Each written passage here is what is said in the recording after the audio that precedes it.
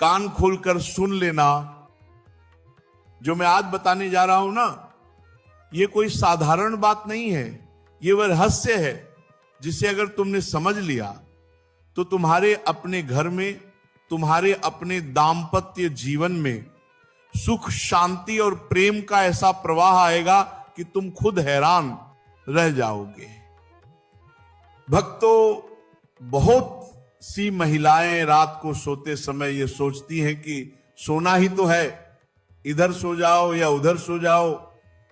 पर सुन लो, यही छोटी सी आदत कई बार पति पत्नी के रिश्ते को खा जाती है, घर के सुख को चुन चुन कर नष्ट कर देती है, और औरत को पता भी नहीं चलता कि उसकी एक लापरवाही उसके पति की किस्मत को बर्बाद कर रही है।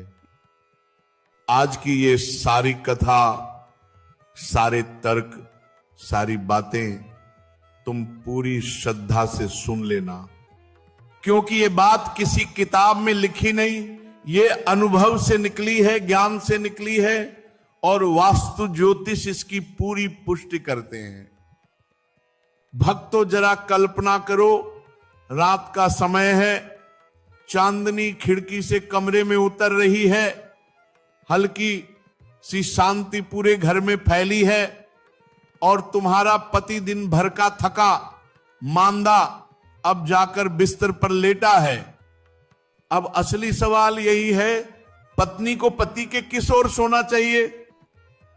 बहुतों ने इस बात पर कभी ध्यान ही नहीं दिया, और यही कारण है कि कई कई घरों में सालों साल अनबन चलती रहती है, स्वास्थ्य में दिक्कतें बनी रहती हैं, पैसे के रास्ते बंद हो जाते हैं, और लोग सोचते रहते हैं कि पता नहीं हमारी किस्मत ही खराब है।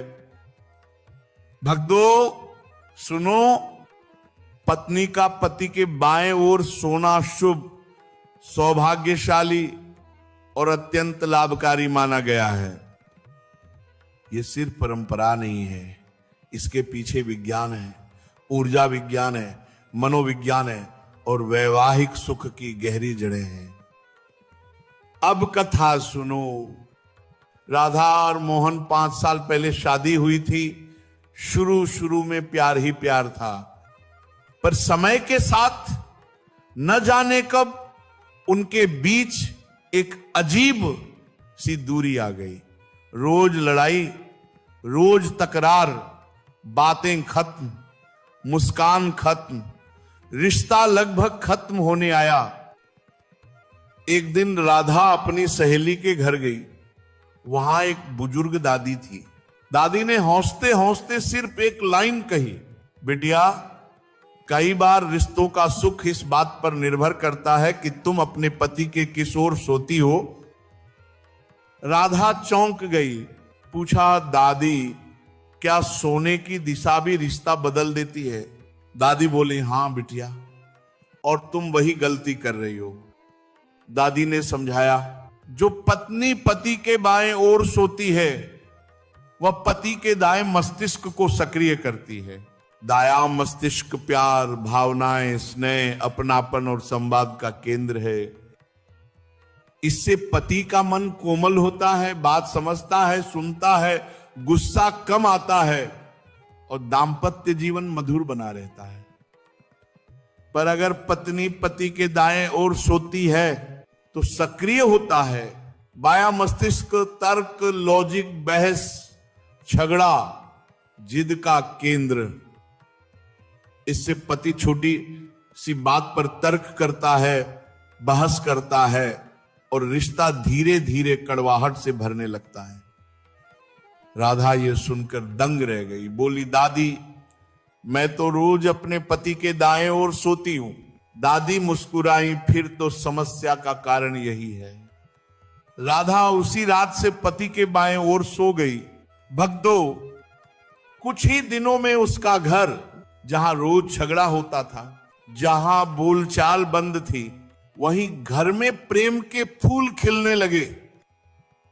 पति की बातें बदलने लगी, रोज की तकरार खत्म, चिड़चिड़ापन गायब, रिश्ते में फिर से मिठास लौट आई। ये कोई चमत्कार नहीं, ये ऊर्जा का नियम था। अब महाराज जी की सावधानियां ध्यान रख लेना। अब सोते समय आसपास मोबाइल लैपटॉप मत रखना। इनसे निकलने वाली किरणें नींद खराब करती हैं, और नींद खराब हो जाए तो दिमाग चिड़चिड़ा हो जाता है। सिर्फ सिर नहीं, पूरी पोजीशन बदले।